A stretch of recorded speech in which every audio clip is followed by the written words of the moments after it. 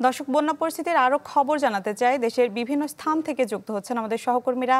শুরুতেই চলে যেতে চাই সুনামগঞ্জে, সেখানে রয়েছেন সহকর্মী আর জুয়েল। জুয়েল, নগদের কাছে সব গ্রাহকই প্রিয়, তাই তো সারা দেশে ক্যাশ আউট চার্জ সবচেয়ে কম। সুনামগঞ্জে কিন্তু গেল ২ দফা বন্যা হয়ে গিয়েছে এবং সেই পানি কিন্তু কমার আগেই কিন্তু আবারও আসলে নদ নদীর পানি বৃদ্ধি পেয়েছে, কারণ গেল ২৪ ঘন্টা সুনামগঞ্জে কিন্তু ভারী বর্ষণ হয়েছে এবং সেই বৃষ্টিপাতের ফলে বেড়েছে নদ নদী এবং সবগুলো হাওরের পানি। এবং আজকে ১২ ঘন্টার ব্যবধানে সুনামগঞ্জে পানি বেড়েছে প্রায় ৩৭ সেন্টিমিটার এবং আজকে সুনামগঞ্জে সুরমা নদীর পানি বিপদসীমার ৩০ সেন্টিমিটার উপর দিয়ে প্রবাহিত হচ্ছে, যার ফলে নদ নদীর পানি বৃদ্ধি পেয়ে কিন্তু ইতিমধ্যেই নদী তীরবর্তী যেসব এলাকা সেই সব এলাকা কিন্তু পানি জমেছে এবং কাল রাত থেকে প্রচুর বৃষ্টির কারণে কিন্তু ইতিমধ্যে জলাবদ্ধতা তৈরি হয়েছে শহরের সাহেববাড়িঘাট, পশ্চিম হাজিপাড়া, নতুনপাড়া, শান্তিবাগ সহ বেশ কিছু এলাকায়। এবং আপনি জানেন যে গেল ২ দফা বন্যার রেশ না কাটতে কিন্তু আবারও যে ভারী বর্ষণ সেটি কিন্তু ইতিমধ্যেই ভোগান্তি তৈরি করেছে সুনামগঞ্জের নিম্নাঞ্চল যেসব এলাকা আছে সেই সব এলাকার লাখো মানুষের মধ্যে একটা ভোগান্তি রয়েছে, কারণ এমনিতেই বৃষ্টির কারণে কিন্তু পানি নামতে দেরি হচ্ছিল, আবারও সেই বৃষ্টির কারণে কিন্তু এখনও পানিবন্দী হওয়ার উপক্রম হয়ে যাচ্ছে নিম্নাঞ্চল যেসব এলাকা। পানিতে প্লাবিত হয়েছে নিম্নাঞ্চলে যে সড়কগুলো আছে, গ্রামীণ সড়কগুলো, সেই সড়কগুলো ইতিমধ্যে কিন্তু পানিতে প্লাবিত হয়েছে সুনামগঞ্জ তাহিরপুরে যে সড়কটি, তাতে ভোগান্তি দেখা দিয়েছে। সবচেয়ে বেশি ভোগান্তি আসলে নিম্নাঞ্চলের মানুষজনই, তার মধ্যে বৃষ্টির কারণে কিন্তু শহরের যেসব নিচু এলাকার রাস্তাঘাট আছে সেই সবেও কিন্তু পানি জলাবদ্ধতা তৈরি হয়ে ভোগান্তিতে আছেন মানুষজন। পানি উন্নয়ন কর্মকর্তা জানিয়েছেন যে আগামী ২৪ ঘন্টা আরও বৃষ্টিপাতের সম্ভাবনা রয়েছে, এতে করে আরও পানি বাড়ার সম্ভাবনা রয়েছে। তবে তারা বলছেন যে বড় ধরনের বন্যা পরিস্থিতি তৈরি হবে না, তবে যেই পানি বৃদ্ধি হচ্ছে সেটি কিন্তু একটি ভোগান্তির কারণ আগের বন্যার পানিও কিন্তু এখনো কমেনি। তো সব মিলিয়ে বৃষ্টি এবং পাহাড়ি ঢলের কারণে কিন্তু সুনামগঞ্জের যে মানুষজন, বন্যা কবলিত মানুষজন ছিলেন, তারা আবারও আসলে সেই ভোগান্তির শিকার হচ্ছেন। তো এই ছিল সুনামগঞ্জ থেকে বন্যা পরিস্থিতি সর্বশেষ। জুয়েল, আপনাকে ধন্যবাদ। এবার চলে যেতে চাই গাইবান্ধায়, সেখানে রয়েছেন আমাদের সহকর্মী আসাদুজ্জামান মামুন। মামুন, বন্যায় ক্ষয়ক্ষতি এবং দুর্ভোগের চিত্র ঠিক কতটা দেখছেন? হ্যাঁ মীরা, আপনার গাইবান্ধায় কিন্তু বন্যার পানি কমার সাথে সাথে আবারও কিন্তু গতকাল থেকে পানি বৃদ্ধি পাওয়া শুরু করেছে। এখন পর্যন্ত গাইবান্ধার ঘাঘট এবং ব্রহ্মপুত্র নদের পানি বাড়ছে এবং ব্রহ্মপুত্র নদের পানি কিন্তু বিপদসীমার ৪১ সেন্টিমিটার উপর দিয়ে প্রবাহিত হচ্ছে, তবে ঘাঘট নদীর পানি এখনও একটু বিপদসীমার নিচে রয়েছে। এছাড়া করতোয়া, তিস্তা নদীর পানি কিন্তু কমছে। আমি আপনার মাধ্যমে জানাতে চাই, যেটা গাইবান্ধার যে ৪টি উপজেলা রয়েছে, গাইবান্ধা সদর উপজেলা, ফুলছড়ি, সাগাটা এবং সুন্দরগঞ্জ উপজেলার এই ১৬৫ চরের কিন্তু দারুণ দুর্ভোগে পোয়াচ্ছে এই মানুষ। যেহেতু এইটা আপনার বন্যার পানি কমতে শুরু করেছিল, আবারও বাড়তে শুরু করেছে এবং তার সাথে গতকাল কিন্তু থেকে বৃষ্টি অব্যাহত ছিল। আজকে সকালেও গুড়ি গুড়ি বৃষ্টি হয়েছে এবং এখন অবশ্য বৃষ্টিটা নেই। এর ফলে কিন্তু আপনার দেখা যাচ্ছে যে গাইবান্ধা যে নদী তীরবর্তী আছে, এখানে কিন্তু আপনার হচ্ছে যে কৃষি ক্ষেত্রে যে আবাদ ছিল, বাদাম, ভুট্টা, পাট ক্ষেত সহ শাকসবজি, সেগুলো কিন্তু পানি নিচে তলিয়ে গেছে। আমি মৎস্য কর্মকর্তার কাছে জানতে পেরেছি যে এই জেলায় ৪৫৭টি পুকুরের ৫ কোটি টাকার মাছ এর মধ্যে ভেসে গেছে বন্যার পানিতে এবং এর মধ্যে রয়েছে অবকাঠামো, পুকুরের অবকাঠামো, পোনা মাছ এবং মাছ রয়েছে। তো এগুলো আসলে প্রায় তারা জানিয়েছে যে ৫ কোটি টাকার মতো মাছের রয়েছে এবং কৃষি ক্ষেত্রেও কিন্তু অনেক ফসল ডুবে গেছে এবং গ্রামীণ জনপথের যে রাস্তাঘাটগুলো রয়েছে এবং পাকা রাস্তা রয়েছে সেগুলো কিন্তু অনেক জায়গায় ভেঙে গেছে এবং যোগাযোগ বিচ্ছিন্ন রয়েছে এবং মানুষ যারা আশ্রয় কেন্দ্র বাদে রয়েছে তাদের বিশুদ্ধ খাবারের পানি সংকট রয়েছে, খাবার সংকট রয়েছে, পাশাপাশি তারা ডায়রিয়া, জ্বর, সর্দি, কাশি কিন্তু ভুগছে। এই ছিল এখনকার মতো গাইবান্ধার বন্যার সর্বশেষ খবর। মামুন, আপনাকে ধন্যবাদ।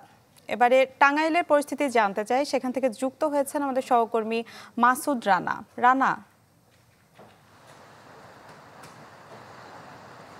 মিলা, আপনি জানেন গত কয়েকদিন ধরে কিন্তু টাঙ্গাইলের যে যমুনা, ধলেশ্বরী এবং ঝিনাই নদী রয়েছে, ঝিনাই নদীর পানি কিন্তু কমতে শুরু করেছিল, কিন্তু গত ২৪ ঘন্টায় অতি ভারী বর্ষণ এবং উজানের যে পাহাড়ি ঢল, সেই ঢলের কারণে কিন্তু আবারও এই টাঙ্গাইলের যে বন্যা পরিস্থিতি সেটি কিন্তু অবনতির দিকে গেছে এবং ইতিমধ্যে আজকের গত ২৪ ঘন্টার হিসেব অনুযায়ী কয়েক সেন্টিমিটার কিন্তু বৃদ্ধি পেয়েছে এই বন্যার পানি। এবং আপনাকে একটু দেখাতে চাই, আমি এই মুহূর্তে রয়েছি টাঙ্গাইলের বাসাইল উপজেলার বাসাইল পৌরসভার আন্দিরা এলাকাতে। এই এলাকায় কিন্তু অত্যন্ত নিচু এলাকা এবং নিম্নাঞ্চল হওয়ার কারণে কিন্তু এখন পর্যন্ত এই এলাকায় বন্যা পরিস্থিতি অবনতি রয়েছে এবং আশেপাশে যে বাড়িঘর রয়েছে এবং এই যে সড়কটি রয়েছে আন্দিরাপাড়া থেকে উপজেলা শহরে যাওয়ার যে সড়কটি রয়েছে সড়কটি কিন্তু কয়েকদিন আগে ভেঙে যায়, কিন্তু গত 24 ঘন্টার বর্ষণ এবং পানি বৃদ্ধির কারণে কিন্তু আরো ভাঙন দেখা দেয়। এতে কিন্তু এই এলাকার যে সাধারণ মানুষ তাদের চলাচলে ব্যাপক সমস্যা হচ্ছে, তারা দুর্ভোগের মধ্যে রয়েছেন। এছাড়াও এই এলাকার যে যারা সাধারণ শিক্ষার্থী রয়েছেন, যারা এইচএসসি পরীক্ষা দিচ্ছেন, তাদের কিন্তু দুর্ভোগ চরমে রয়েছে।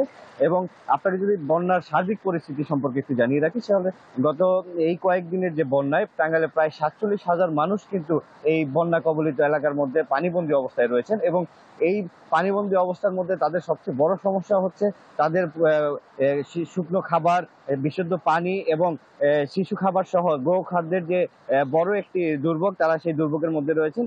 ইতিমধ্যে আমার টাঙ্গাইলের জেলা প্রশাসন সহ বিভিন্ন পর্যায়ের কর্মকর্তাদের সাথে কথা হয়েছে। তারা আমাকে জানিয়েছেন এখন পর্যন্ত যারা বন্যা কবলিত রয়েছেন তাদের সার্বিক সহযোগিতা করার জন্য ইতিমধ্যে তারা মাঠে কাজ করছেন এবং শুকনো খাবার সহ অন্যান্য সার্বিক সহযোগিতা, চাল সহ নগদ অর্থ সহ তারা পর্যায়ক্রমে দিয়ে যাচ্ছেন। এবং এখানকার যে স্থানীয় জনপ্রতিনিধি যারা রয়েছেন তাদের সাথে কথা হয়েছে, তারা সার্বিকভাবে কাজ করছেন তাদের প্রতিনিধি দিয়ে। এই যে সড়কগুলো এই দুর্ভোগের মধ্যে রয়েছে, সড়কগুলো এই যে মানুষের যারা এই সড়ক দিয়ে চলাচল করতে পারছে না, যে সকল সড়কগুলো ভেঙে গেছে, প্রায় টাঙ্গাইলের 6টি উপজেলায় বন্যা কবলিত 10 থেকে 12টি সড়ক ভেঙে গেছে, যে কারণে এই ভাঙ্গন কবলিত এই সড়কগুলো মেরামত করার জন্য তারা সার্বিকভাবে যে সকল সকল ব্যবস্থাপত্র নেওয়া দরকার সেই ব্যবস্থাগুলো নিচ্ছেন। এবং গতকালও আমরা দেখেছি টাঙ্গাইলের একটি সদর উপজেলার একটি গুরুত্বপূর্ণ সড়ক, যে সড়কটি ভাঙন রোধে কিন্তু জিও ব্যাগ ফেলা হচ্ছে। এবং এখানকার সর্বশেষ যে টাঙ্গাইলের যে সবচেয়ে বড় ক্ষতির মধ্যে পড়েছেন সেটি হলো ফসলি। টাঙ্গাইল জেলা কৃষি সম্প্রসারণ অধিদপ্তর জানিয়েছেন যে প্রায় 7,500 হেক্টর ফসলি জমি কিন্তু ইতিমধ্যে পানির নিচে নিম্নজিত রয়েছেন। এবং এই টাঙ্গাইলের প্রায় বেশ কিছু চরাঞ্চলের পাশে কয়েকটি প্রায় 1.5 শতাধিক পুকুরের পানি কিন্তু মাছ ছিল, সেই মাছগুলো ভেসে গেছে, যে কারণে কিন্তু প্রায় কোটি টাকার ক্ষতিগ্রস্ত হয়েছে মৎস্য খামারিরা। মিলা। রানা, আপনাকে ধন্যবাদ। এ নিয়ে আরো খবর জানবো। জামালপুর থেকে যুক্ত হয়েছেন আমাদের আরো এক সহকর্মী আনোয়ার হোসেন মিন্টু। মিলা, আপনি জানেন জামালপুরের সবচেয়ে বড় নদী হলো যমুনা, আর এই যমুনা নদীর পানি বৃদ্ধি হলেই কিন্তু এই জামালপুর জেলায় বন্যা প্লাবিত হয়। আমি যদি বলি যে জামালপুরের পানি উন্নয়ন বোর্ড যেমনটি জানিয়েছেন যে আজ সকাল থেকেই কিন্তু পানি বিপদসীমার 57 সেন্টিমিটার উপর দিয়েই প্রবাহিত হচ্ছে যমুনা নদীর। আর পানি নেমে না যাওয়ায় ডুবে আছে বেশিরভাগ এলাকার রাস্তাঘাট ও মানুষের বাড়িঘর। টানা 1 সপ্তাহ ধরে কিন্তু এখানে বন্যা এলাকার দুর্গত এলাকার মানুষের জন্য কিন্তু দুর্ভোগ পোহাচ্ছে। মিলা, আপনি জানেন এরপর কিন্তু টানা বর্ষণ এবং উজানের প্রচন্ড ঢলে মাত্র 3 দিনের ব্যবধানে কিন্তু বিপদসীমার পানি কিন্তু বিপদসীমার 94 সেন্টিমিটার উপরে উঠে যায়। এতেই করে কিন্তু এই জেলার যে 7 উপজেলার 42টি ইউনিয়নের বিস্তীর্ণ জনপদ কিন্তু বন্যায় প্লাবিত হয়ে পড়ে। ভেঙে যায় গ্রামীণ জনপদের পাকা কাঁচা রাস্তা, ব্রিজ, কালভার্ট। আর পানির কারণে বন্ধ হয়ে যায় দুর্গত এলাকার 368টি শিক্ষা প্রতিষ্ঠান, 20টি কমিউনিটি ক্লিনিক। আর পানিতে তলিয়ে যায় অন্তত 12,000 হেক্টর বিভিন্ন প্রজাতির জমির ফসল। পানিবন্দী হয়ে পড়ে জেলার অন্তত 1.5 লাখ মানুষ। সরকারি বিভিন্ন দপ্তর প্রধানরা যেমনটি জানিয়েছেন যে দুর্গত এলাকার জমির ফসল, রাস্তাঘাট, ব্রিজ, কালভার্ট এবং শিক্ষা প্রতিষ্ঠান সহ প্রায় বেশিরভাগ এলাকায় কিন্তু পানি এখনো জমে আছে, যে কারণে তারা কিন্তু ক্ষয়ক্ষতির পরিমাণটা এখনো কিন্তু নিরূপণ করতে পারেননি। তবে কৃষি সম্প্রসারণ অধিদপ্তরের যে উপপরিচালক জাকিয়া সুলতানা যেমনটি আমাকে জানিয়েছেন যে পানিতে কিন্তু তলিয়ে যায় অন্তত বিভিন্ন প্রজাতির 12 হেক্টর জমির ফসল। সেই সমস্ত ফসলের মধ্যে শুধুমাত্র আখ এবং পাট কিন্তু তারা রক্ষা করতে পারবে এবং রক্ষা হবে। বাকি সকল প্রজাতির ফসল কিন্তু ইতিমধ্যেই নষ্ট হয়ে গেছে।